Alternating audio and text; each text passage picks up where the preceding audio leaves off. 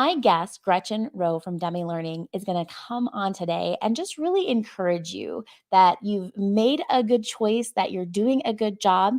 Hopefully, we can kind of share some of our own experiences and just let you guys know that you're on the right track. So let me bring Gretchen in. Hi, It's Gretchen. a pleasure. See, Gretchen's already laughing. So we know this is going to be a really good time together. Gretchen, why don't you go ahead and just introduce yourself for those who maybe don't know who you are? Sure. I am your counterpart at Demme Learning. I'm Demme Learning's Community Relations Coordinator, and I'm a homeschooling mother of 6. Graduated the last one in June of this year, and 21 years I wouldn't have traded for anything. But some of those days, man, they lasted forever. They really felt like they did. So when you asked me to talk about stepping into a new experience and how it feels when the shine has worn off, I thought, oh, I can speak to that. It's so amazing when you have an idea. I don't know, as a parent, as a human, I really try to remind homeschool parents that you are still a person. You are not just a homeschool parent. You're not just a parent. You're not just a spouse. Like, to remember who you are. But you get really excited about this new venture and you're on this journey. And then you get all the stuff and the overwhelm comes in. And then you feel like you have a handle on it and you get excited again. And then just the routine of reality starts to set in. And I think that's where we find ourselves in October, which was coined October Flats. I had never heard of it before until last year. And I really like the term because it does kind of help put verbiage to what you're feeling Yes. in this phase of homeschooling. Yes, it really does. And, a lot of times when we begin the homeschooling journey, we have aspirations, we have ideas. My idea of my homeschooling journey was going to be sitting on the sofa with my kids, doing read alouds while bread baked in the oven. I don't think that happened one single day in 21 years.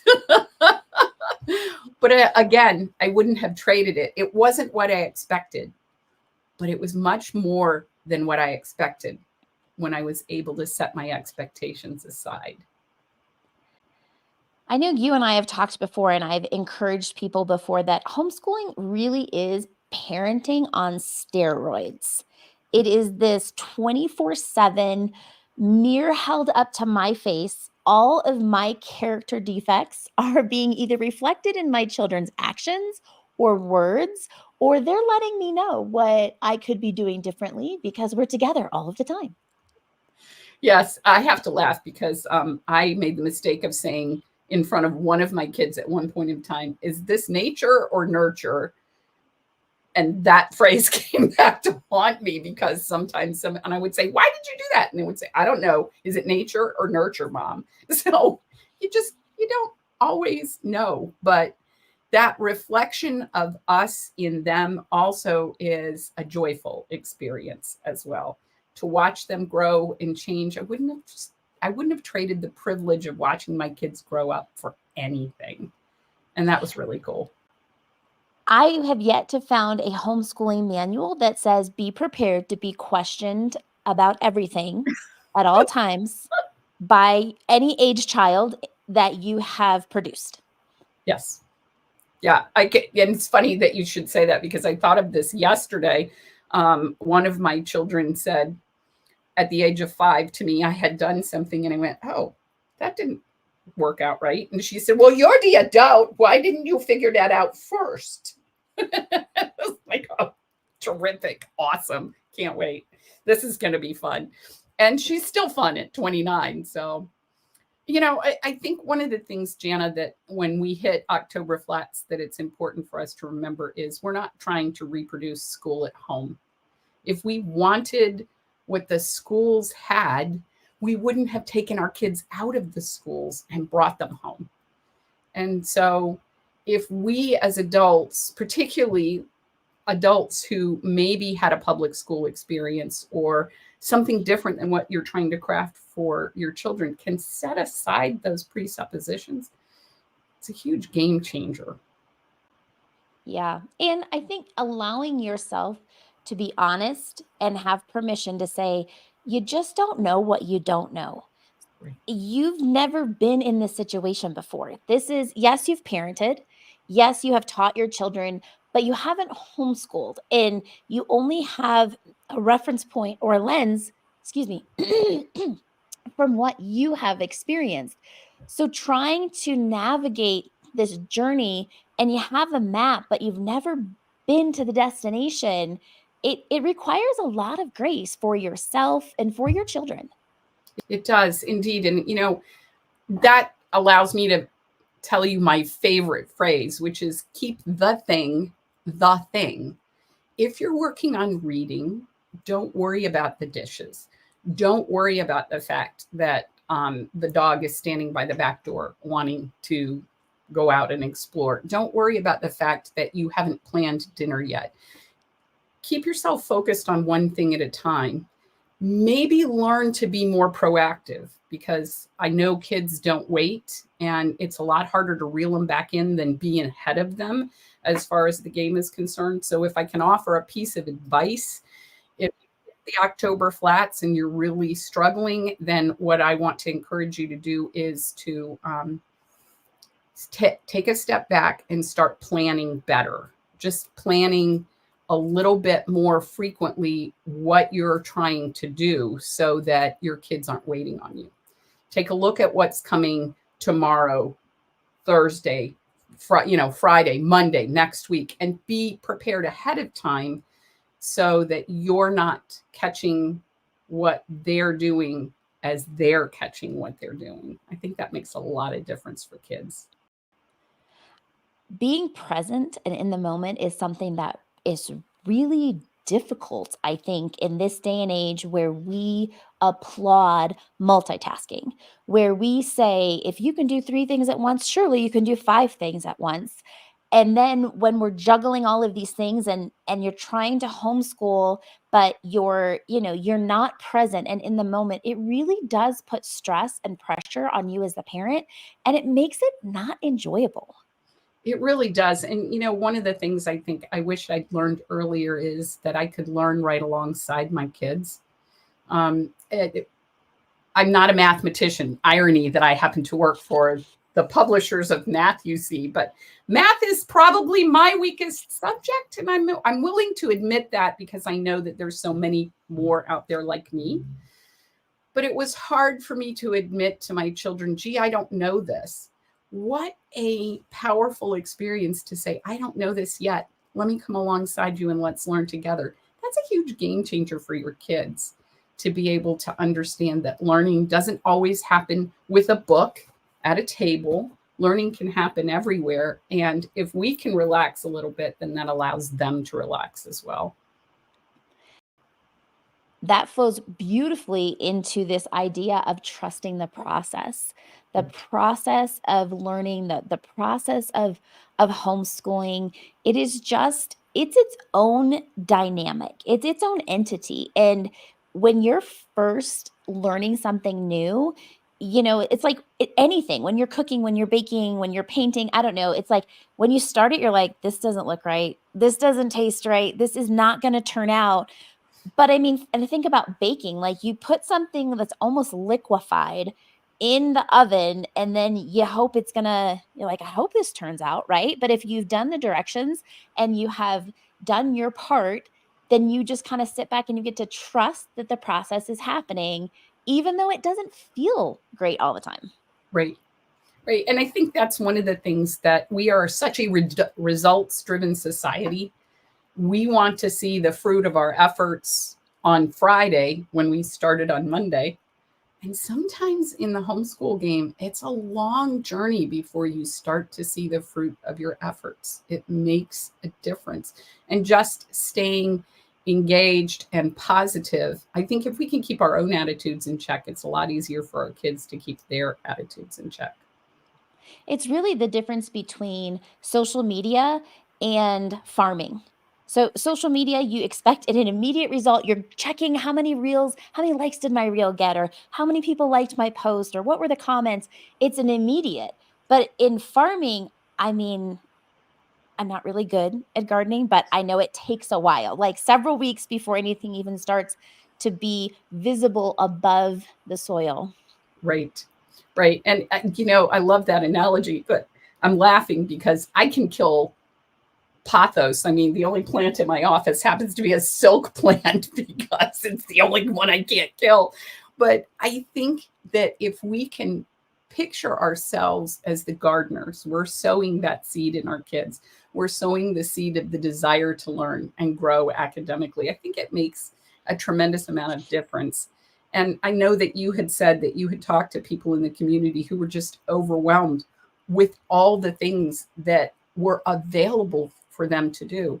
And I think one of the greatest lessons of a homeschool experience is learning you really are in charge. You don't have to do all of it. You have to do what is best for your children. And that might be different than what's best for your children.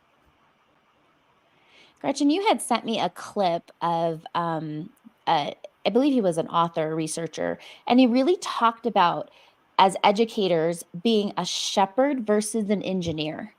So a shepherd guides. They pick the pasture that has nutrients, they protect from harm, versus an engineer is like creating and they're designing and they're controlling outcomes. And I think as new homeschool parents, veteran homeschool parents, we need to be reminded that it is our job to guide learning because we are not the experts. Our kids will let us know immediately that that is the case. I have one who constantly says, and what's your degree in again? And God bless her. She's still alive today. But it's that kind of idea that like, yeah, I don't know everything. Kids are good at calling out imposter syndrome, right? Like Right. you come in there as a know-it-all. And that's so, I feel like contrary to how parenting was when I was raised. It was like we didn't question our parents. It's like we just knew what they said, and whether it made sense or not, we did it. But this new generation is like, be prepared to be questioned and come alongside your kid and just be honest and be like, yeah, I don't know. Cause I have wisdom. I have knowledge in my years. I do know what I'm talking about, but I'm not trying to control you. I'm not trying to create you. I'm here to guide you. And really that sense of peace can come in then in your homeschool. Yeah, I think one of the things that we have a misapprehension about, and maybe this is maybe not so much my generation, but the generation of parents who are, as my German dad would say, in the mittendrin of it right now, is we've been fed a myth that if we listen to classical music, if we do all the right things, if we make this combination lock work, then our kids, everything will be wonderful. And that's not really the truth. So if you can step back from that um, control mentality and instead look at it more as a collaborative mentality, I think it becomes easier. I laugh because my husband and I were both beekeepers. And if you took a phrase out of our time in the bee yard together all summer, the most frequent phrase you would hear was, well, that didn't work. And that's a little bit of what we're talking about here with homeschooling. You're going to find your footing. You're going to do things that didn't turn out well. Don't should on yourself. Don't say, well, I should have done this. Well, I should have done that. You made the best decision at the time with the information you had to hand, and you'll learn something in the process. And if we're learning something, then it's still worth it. Learning is not a waste. Failure is not a waste. And again, in a society that does not embrace failure in any way, shape, or form, it's almost like if you fail, you're canceled. And really, in learning, failure is part of the process. And so our expectations need to shift as we come into this new, I like to call it an island. Welcome to the homeschool island. You're going to learn a new language, different vernacular. I mean, we have a different culture, and it really is whatever you want to create it, but you just have to step outside maybe what some of your expectations have been. Going back to that very first thing I said about not recreating school at home, if you can set aside your suppositions, then it becomes easier. One of my co-presenters, Alice Reinhart, says, fail is the first attempt in learning.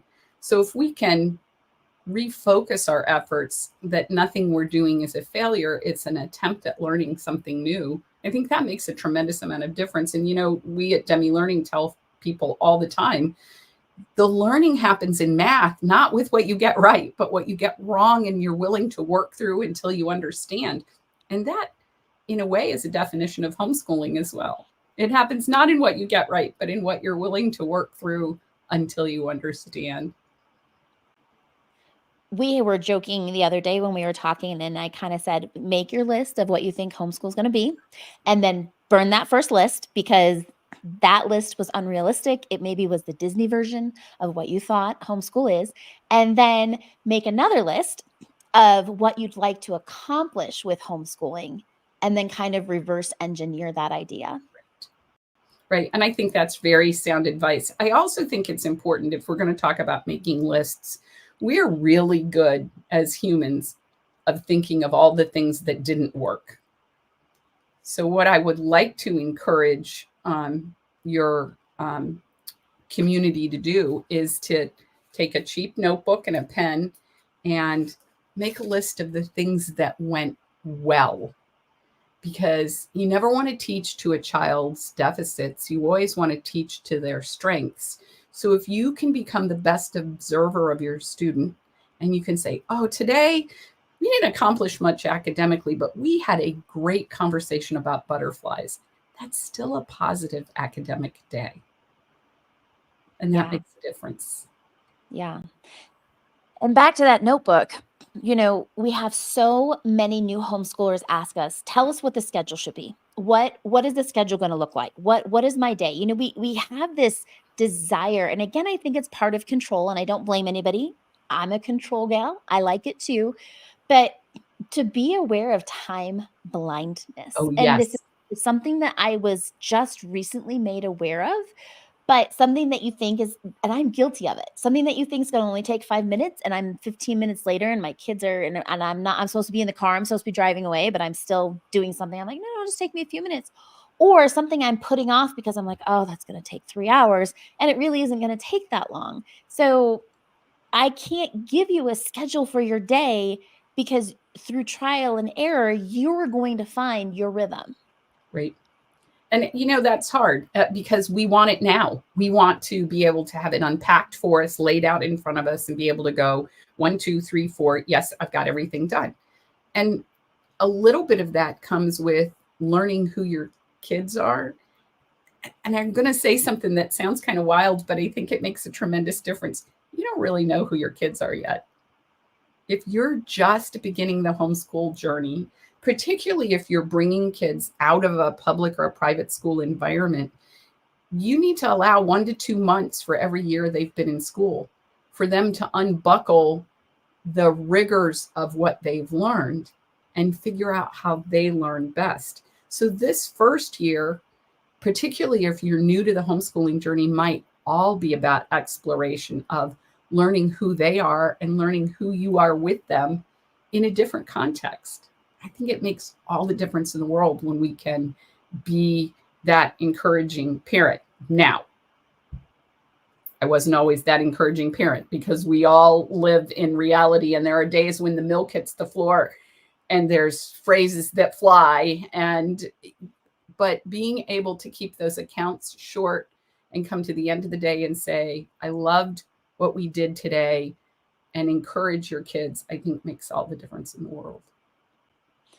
Flexibility. I just keep hearing like flexibility, and it's not so much that your kids need to be flexible, because guess what? Kids are flexible.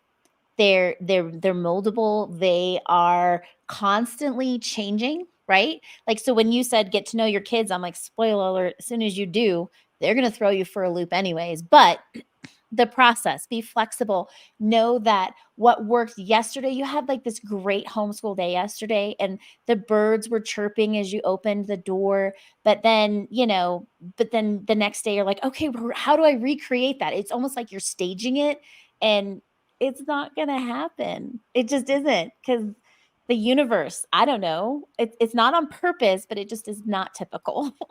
And I think the underlying theme of everything that we have said here is to have something I don't possess, which is a little bit of patience in the process. Just to, like you said, trust that it's all going to work together for good. I had no intention of homeschooling long term. I was only going to homeschool for the last quarter of my eldest daughter's third grade year. And then we ended up homeschooling 1 year at a time for 21 years in a row. I wouldn't have traded that time for anything. But if you had told me in that first 9 weeks that I was going to do that 21 years, I'd have run screaming for the hills, because that just sounded unbelievably daunting. Yeah. One of our community members commented, oh my goodness, yes, homeschooling taught me so much about each child and how they function and learn, not just that they were getting by in the mass school system. Like it is amazing that you don't even, again, but you don't know what you don't know. Just be willing to know. I don't know. I know I'm making it sound so simple. Like, oh, come on, Janna. I am my 8th year in. I am also a homeschool graduate. So I know that the things that we tend to stress over aren't the things that really matter. And on the other side of it, I turned out all right. Right, Gretchen? I mean, I'm gainfully employed. I guess if we're going to measure it by that, I'm gainfully time, all those things. Yeah. I'm gainfully employed. I enjoy my job. I mean, I was reluctant to homeschool my own children, but now I am getting thank yous from my daughters that are getting ready to graduate high school with a college, an associate's degree. And again, my book's going to be titled In Spite of Me. So creating safe space just for honesty, to receive it and to give it, and to just, sometimes throw your hands up and say, I don't know, but we're going to figure it out. Right. Right. And, one of the things I think that's really important, because I didn't use Bookshark, but I used a similar curriculum where you put together, here's how your day is going to work. But the books are not the masters. You're the master of the experience. So it's up to you to craft it in a way that makes sense to you. It doesn't mean that you have to do everything. And I'm singing to the choir here, because I was that person using a classical curriculum for 17 years. My kids were phenomenally well educated.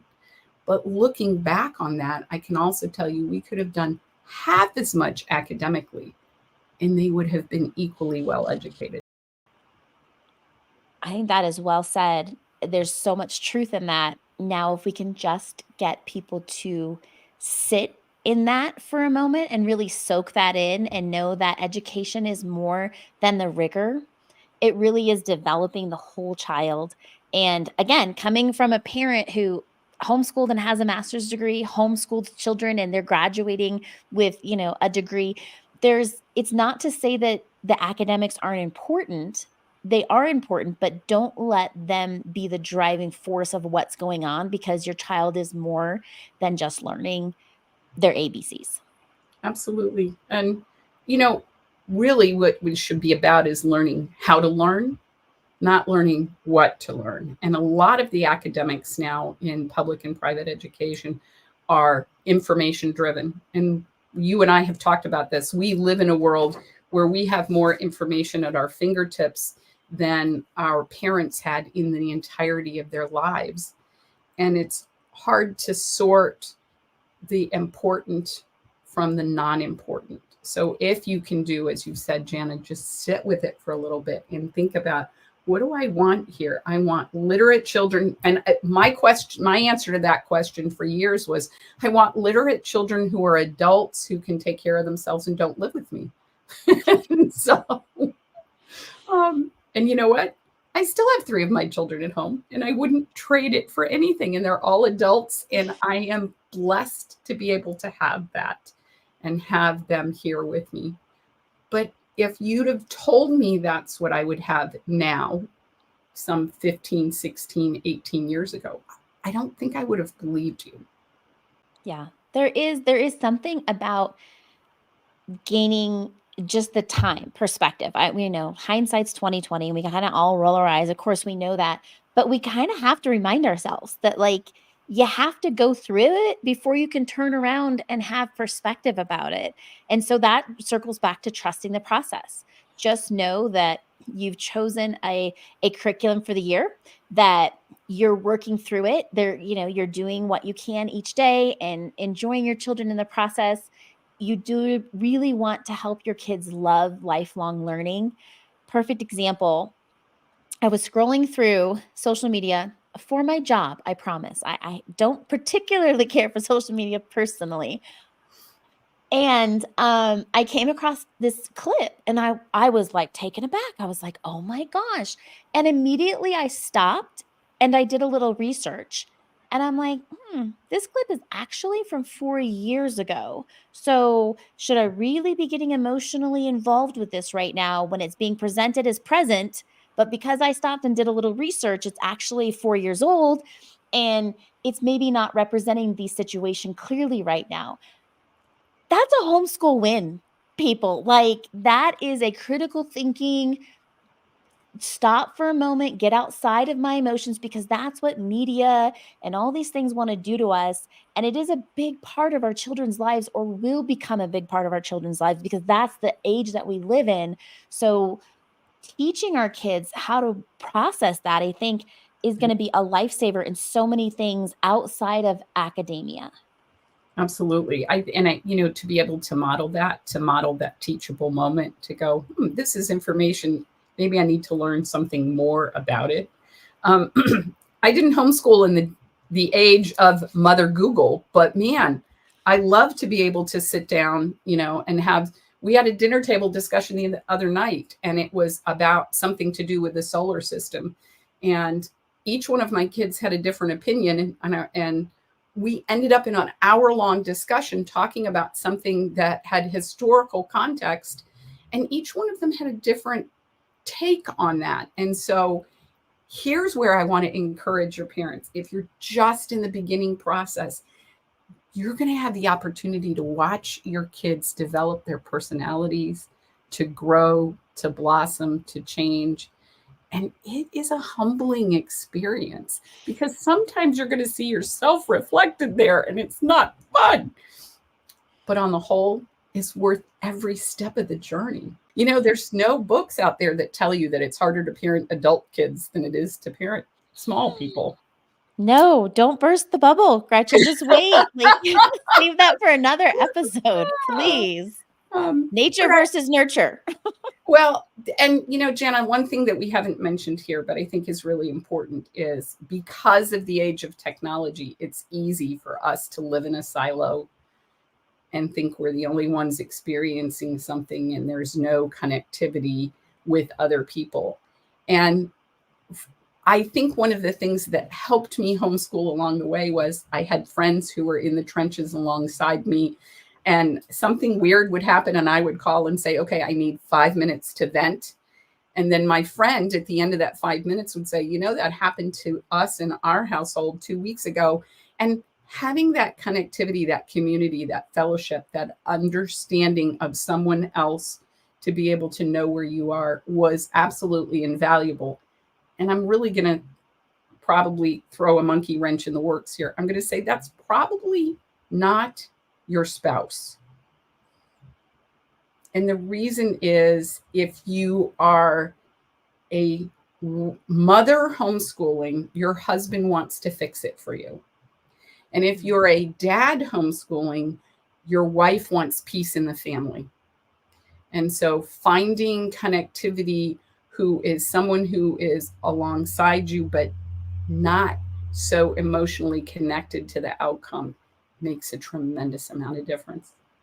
So, Gretchen, thank you so much for being on our boot camp today. I really appreciate you just bringing some humor and some wisdom and kind of that perspective from the other side that a lot of us have yet to achieve. So thank you so much.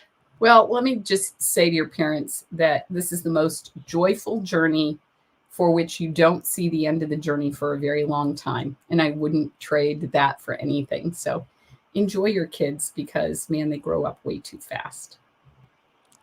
And that's another thing. You're not going to feel it until that happens. So just trust us when we say you will hit a point where it will start to zoom by. I'm going to let you guys go. Thank you so much for being here. Until next time. Thanks, Bye-bye. Janna. Take care. Bye-bye.